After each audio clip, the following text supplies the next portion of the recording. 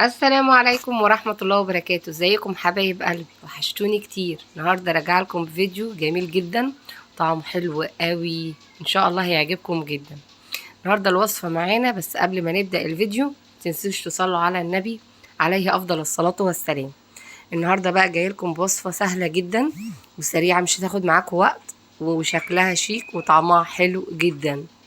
النهاردة الوصفة معانا عبارة عن رز باللحمة المفرومة، سهل جدا وطعمه حلو جدا وشكله شيك جدا. ممكن يتحط مع في عزومة حلوة أو أكلة لوحدها، أو مثلا وجبة عشاء أو وجبة غدا. ومعانا النهاردة عملت كمان صوص بشاميل كده بالجبنة. يلا نبدأ مع بعض. معانا ربع كيلو لحمة، هنحطه كده على طول في الحلة.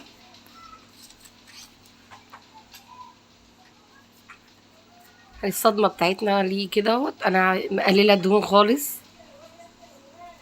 كده. بصوا اللحمة بتاعتنا خلاص اتعملت. هننزل عليها ببصلاية صغيرة،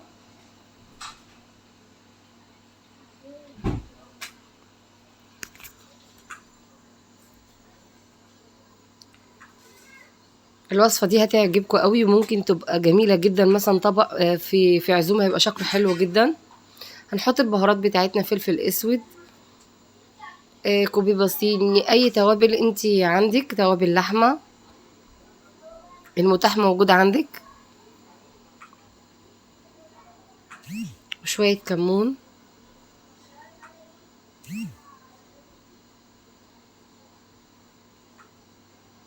وده زعتر. كده اللحمة بتاعتنا خلاص كده، فهنحط عليها فلفل اخضر كده مقطع صغير جدا. كده هنسيبها تستوي على جنب خالص على نار هادية. هنعمل بقى الرز بتاعنا.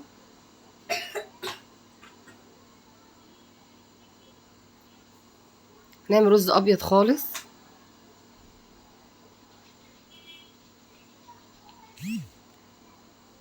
هنشوح الرز بتاعنا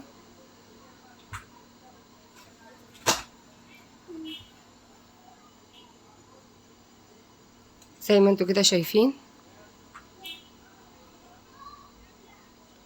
لحد ما الرز كله كده يفلفل معانا.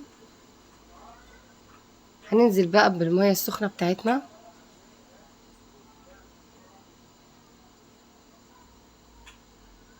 طبعا هنحط له الملح بتاعنا، التوابل بتاعتك اللي انت بتحبيها. كده خلاص قرب يستوي. هنعمل مع بعض بقى ايه جنبيه كده صوص بشاميل خفيف كده بالجبنة. ومعانا كيس بشاميل بالجبنة، معانا رتل اللبن،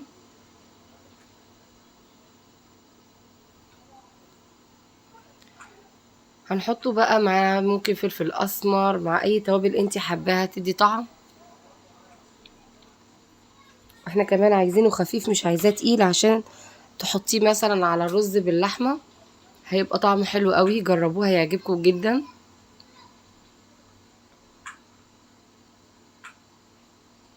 هو انا عايزه القوام كده خفيف، مش عايزاه تقيل خالص. كده بقى هنرص الطبق بتاعنا.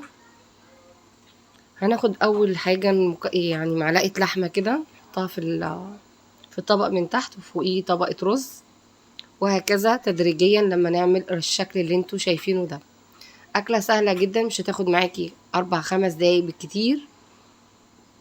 طعم حلو قوي، ان شاء الله هتعجبكم جدا. وكانت معاكم شقاوة بنات في المطبخ، ويا رب يعجبكم الوصفه بتاعتنا. ما تنسوش اللايك والسبسكرايب وكومنت حلو منكم. والسلام عليكم ورحمه الله وبركاته.